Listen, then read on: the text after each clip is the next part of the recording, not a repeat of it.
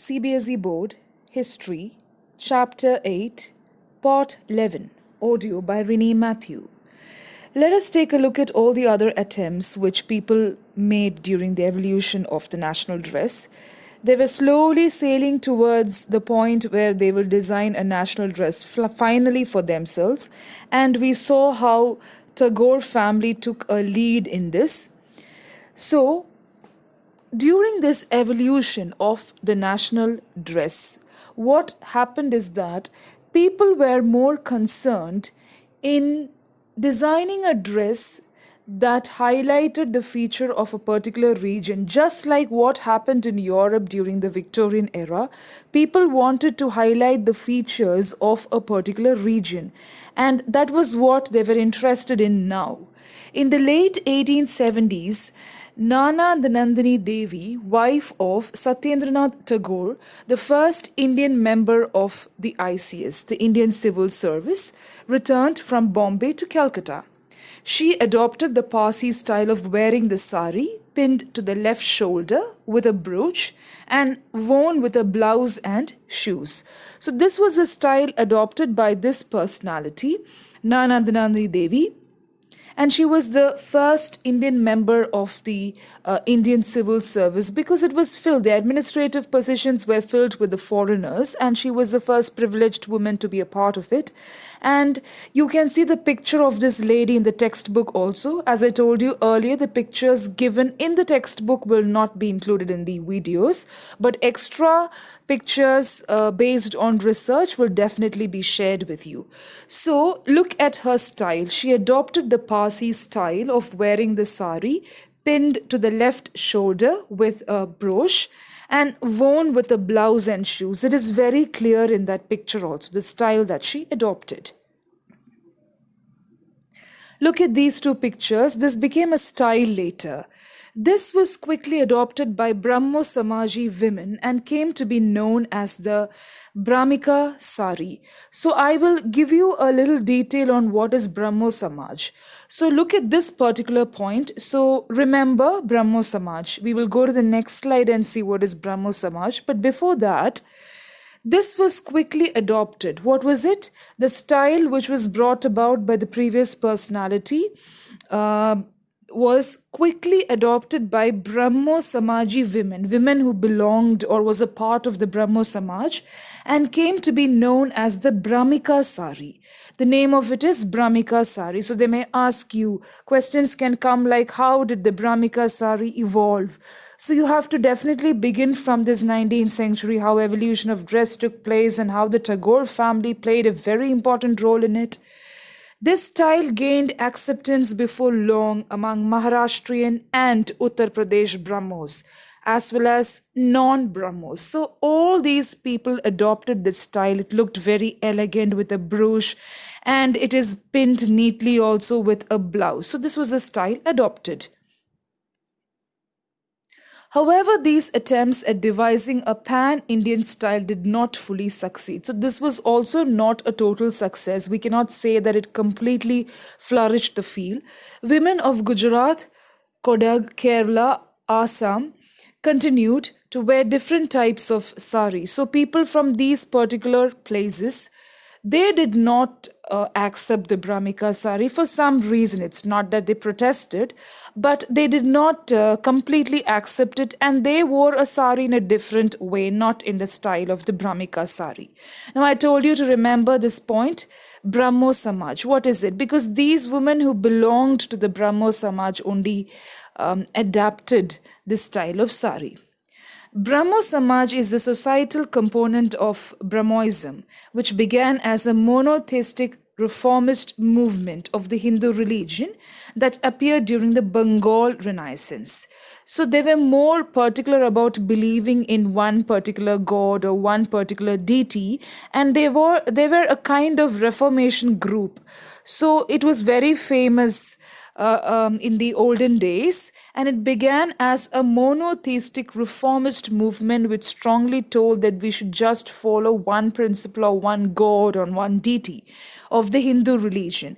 And it is something which appeared in the Bengal Renaissance, And ideally, of course, Rabindranath Tagore also was very prominent in that particular place, and they are from it also. So that explains it better. So these women belong to the Brahmo Samaj. Some people supported the attempt to change women's clothing, others opposed. So some of them were like, okay, we will find a change for the way the women dress. But some of them were totally against it. And you should remember that it is not just men who opposed women's clothing. Of course, women were also part of it. Okay, so it is a combined effort. Whether it is opposition or whether it is supporting the movement, it was a collective effort. Any civilized nation is against the kind of clothing in use in the present time among women of our country. Indeed, it is a sign of shamelessness. Educated men have been greatly agitated about it. Almost everyone wishes for another kind of civilized clothing. So it is like most of them, as I told you, even the men were looking forward for a civilized and elegant pattern which will clearly define our culture and also Indian identity. There is a custom here of women wearing fine and transparent clothing which reveals the whole body. So that was not accepted in those days. Such shameless attire in no way allows one to frequent civilized company. Such clothes can stand in the way of our moral improvement. So these boxes which I show you here, they are compilation of different sources, like people must have written in books or they must have just quoted it. So the source is given there, Saudamini Shastagiri from Striloka Parichad. So she's trying to say that people were not supporting the transparent saris. They wanted something very civilized, which will stand as a part of our identity. And that is why many people opposed it also. The Swadeshi movement. The Swadeshi movement in Bengal was centrally linked to the politics of clothing. When you see the previous chapters in this particular book itself, it talks a bit about the Swadeshi movement, and it is very, very important in our Indian history, in the world history also. So in Bengal, it was centrally linked to the politics of clothing. That is why we have this particular movement here in this chapter also. Now, what was this politics? Okay, you know that the British came first to trade in Indian textiles that were in great demand all over the world. So why did the foreigners come to our country? Because our textiles were really famous and it was becoming a part of the whole world economy. It was very rich also. India accounted for 1/4 of the world's manufactured goods in the 17th century.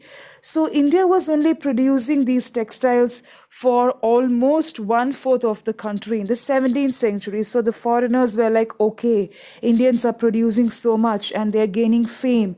And as a part of it, they're also helping in the development of the economy also. They contributed a lot to the economy. So that was the place of India before the colonization or before the foreigners invaded our country. So keep this point in mind. It was serving the demand of 1/4 of the world. There were 1 million weavers in Bengal alone in the middle of the 18th century. So many weavers were there in Bengal in the 18th century, definitely producing these kind of textiles. However, the Industrial Revolution in Britain, which mechanized spinning and weaving. So after the Industrial Revolution, so many machines came into being. We did not give much importance to manual labor. And we know that when you see the world history, many people were or workers were replaced with machines and many people lost their jobs. So because of that, it was very cheap to have this mechanized spinning and weaving process and greatly increased the demand for raw materials such as cotton and indigo. So these things were produced, it was weaved, it was spun in the machines. It changed India's status in the world economy. So everything just changed. How did it change? We're going to see that. So please keep this point in mind. After the Industrial Revolution, machines replaced workers or manual labor. So because of that, what happened? It was very easy for the foreigners to just produce even cotton and indigo, which was really costly. to these machines. And what did they do? They were very clever. They understood that India was serving one fourth of the demand of the world's textile demand, right? So they thought of replacing it in some way which will be profitable for them, not for India. So let's see how this happened. So both indigo and cotton were in great demand in the textile industry. So what did the Britishers do? They were very clever enough to introduce a strategy which will help them to get maximum profit. And what was that? We saw that many manufacturing textile industries in the Bengal, they faced a lot of problems. So, political control of India helped the British in two ways. So, they thought of completely controlling the Indians politically, socially, in every way, so that they can force the peasants in India to grow these crops. Which are the crops? Indigo and cotton.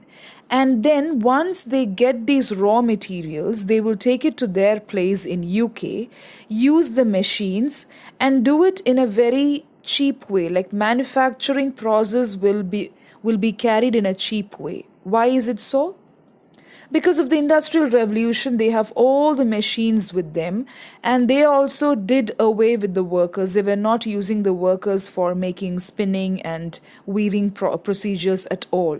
So now the work was done by the machines. When they get the raw materials from India, which was so expensive, they will do the manufacturing in a very cheap state, at a very cheap state, and that replaced whatever we did here in India. Large numbers of Indian weavers and spinners were left without work. And important textile weaving centers such as Murshidabad, Machlipatanam, and Surat declined as demand fell. So most of the textile industries were left without workers and nothing was happening there, and people were not used to it. So as I told you in the beginning itself, Indian peasants were forced to grow these crops, and cheap British manufacture easily replaced coarser Indian one. Coarser because it is like more expensive, and whatever method we were using in India was involving more of labor, so it was a coarser one. Now khadi comes into the scene. So people were not very happy with all these things because most of the profit was going to the Britishers, and we as a nation had to do something. So by the 20th century, large numbers of people began boycotting British goods, especially mill made cloth, because no profit, we got no profit, and they were exclusively enjoying the benefits of all the clothes that was made, all the materials that were brought. We did all the hard work and they got the profit. It was like that. So they stopped buying the goods which were finished in UK, and they just destroyed it, put them on fire, things like that. And they adopted khadi. Even though it was coarser, more expensive, and difficult to obtain, they thought we should buy something which is made in India, which is homespun. So that is why they started purchasing khadi and promoted only khadi products. Now, how did this change come about is the real question. In 1905, Lord Curzon decided to partition Bengal to control the growing opposition to British rule. So Lord Curzon comes into the scene and he sees all these things because British goods are boycotted, and he did something. He just wanted to put down the growing opposition from the Indians, especially towards the British rule. The Swadeshi movement developed in reaction to this measure. So when Lord Curzon tried to suppress the Indians who were boycotting the British goods, the Swadeshi movement comes into being. People were urged to boycott British goods of all kinds and start their own industries or the manufacture of goods such as matchboxes and cigarettes. So people said that whatever we produce at home, not only textiles, we are going to promote, not the British goods at all. So even if it is a small cigarette industry, even if it is a matchstick industry, we are promoting the manufacturing in India and encouraging Indians to buy things that were made in India. So that is what is known as Swadeshi, Apna Desh. So it is like Your own goods are promoted, your own things are manufactured in your own country, and that is only promoted. So even if it is a matchbox or a cigarette, it doesn't matter at all. Mass protests followed, with people vowing to cleanse themselves of colonial rule. They just wanted to free themselves from this foreign rule. The use of khadi was made a patriotic duty. So it was a duty of every Indian citizen or every Indian to just help their fellow Indians in promoting khadi, that is, in protesting the foreign rule. And they were just tired of it because freedom was not there for movement. In every way, they were even interfering with their personal things. Like, for example, we saw the shoe conflict.